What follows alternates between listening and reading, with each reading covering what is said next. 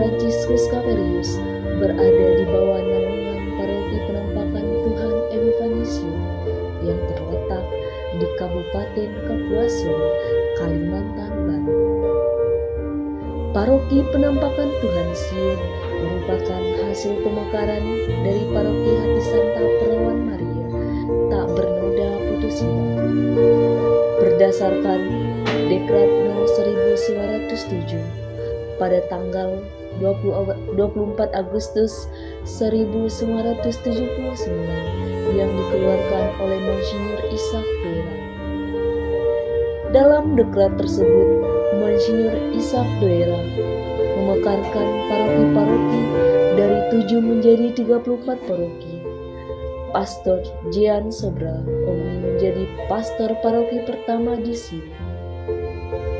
Wilayah paroki ini mencakup daerah Putusibau Selatan, dari Suai hingga Tanjung Lesung.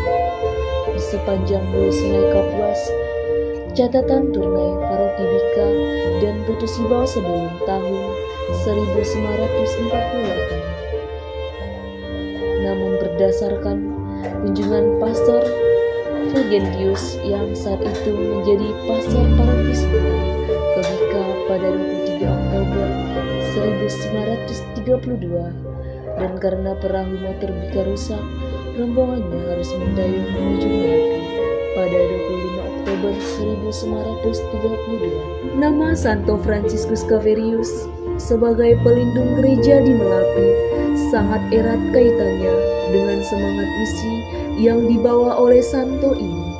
Santo Fransiskus Xaverius berkarya dengan gemilang di seluruh wilayah perutusannya, mulai dari Goa, India, Sri Lanka, Indonesia.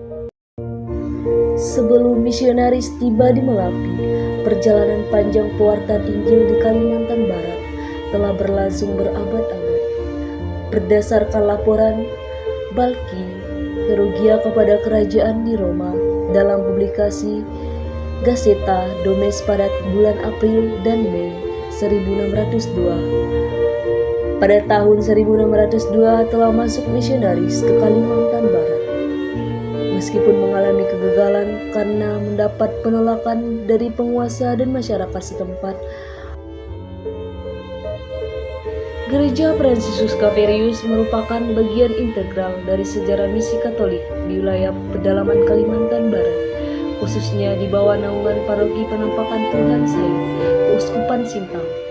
Latar belakang utamanya adalah tumbuhnya benih iman di kalangan masyarakat Melawi. Pada awalnya ibadah dilakukan di rumah-rumah penduduk atau di betang, rumah pajak. Seiring bertambahnya jumlah umat, katakumen, kebutuhan akan tempat ibadah yang permanen dan representatif menjadi mendesak agar pembinaan iman bisa dilakukan secara terpusat.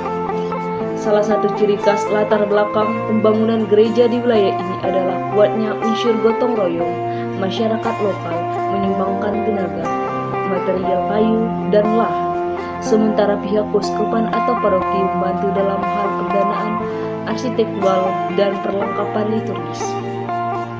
Berdirinya gereja di Melawi tidak terlepas dari ekspansi misi para misionaris. Tokoh perintis gereja stasi Santo Fransiskus Xaverius Melawi. Yang pertama, Omi Oblat Maria Immaculata. Penyebaran iman Katolik di wilayah Sayut dan sekitarnya, termasuk Melawi, awalnya dirintis oleh para misionaris Omi Oblat Maria Immaculata, dan kemudian dilanjutkan oleh imam-imam diosesan maupun tarekat lain yang bertugas di Keuskupan Sinta. Misi di daerah pedalaman Kapuas Hulu ini biasanya dimulai melalui pendekatan pendidikan dan kesehatan sebelum akhirnya membentuk komunitas basis stasi. Setiap stasi dalam gereja Katolik memiliki struktur kepemimpinan yang membantu berjalannya kehidupan iman umat berjalan baik. Ini juga terlihat di gereja stasi Santo Fransiskus Xaverius Melawi, dipimpin oleh pengurus stasi oleh Pak Adnan Palaun. Pak Adnan ini ialah sebagai ketua stasi Santo Fransiskus Xaverius Melawi. Ketua stasi ini ialah menggerakkan gereja Katolik Santo Fransiskus Melawi beserta pengurus-pengurus lainnya ketika ada kegiatan di dalam gereja maupun Berdasarkan hasil wawancara yang saya lakukan menggunakan media sosial, di Gereja Stasi Santo Fransiskus Xaverius Melapi pada tahun 2026 tidak terdapat perubahan sosial dan budaya yang signifikan dalam stasi karena pola pelayanan, program pembinaan iman, kegiatan liturgi, serta keterlibatan umat masih berjalan secara stabil dan konsisten.